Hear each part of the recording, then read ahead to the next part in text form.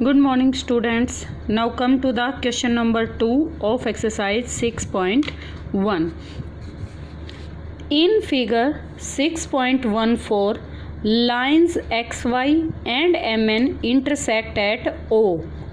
Line MN and XY intersect at O.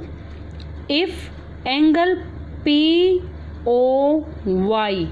is 90 degree, POY is 90 degree and ratio of A ratio B is equal to 2:3, then find the angle C.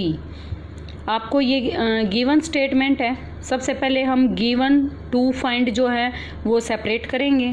Okay, now from the figure given line XY and MN intersect at O.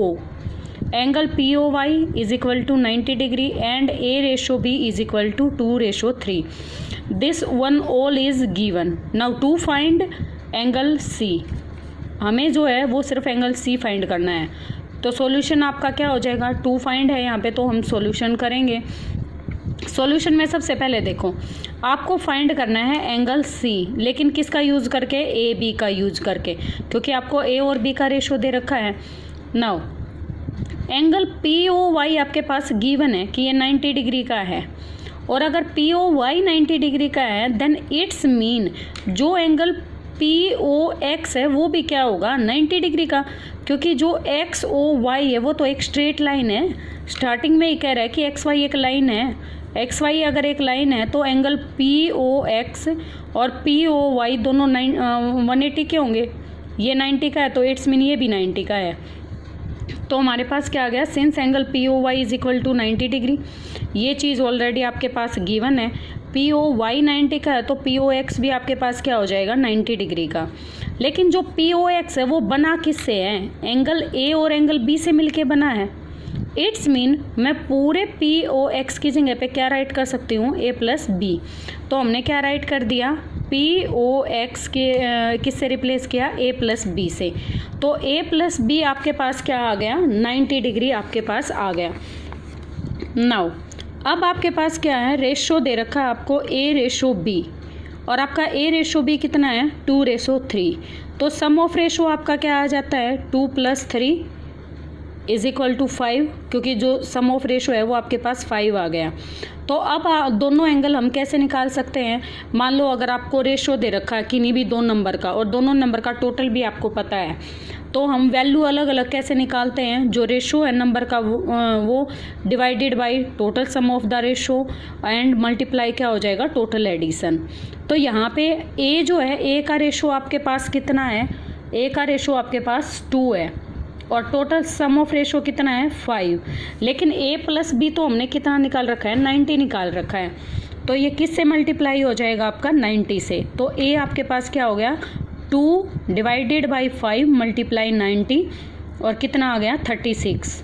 Same जब आप B निकालोगे तो ratio कितना है B का? 3 divided by 5 multiply 90, 54 आ गया. तो यहाँ पे आपके पास A और B दोनों एंगल जो हैं वो आपके आ गए. लेकिन आपको निकालना क्या है? हमें तो यहाँ पे C एंगल निकालना है.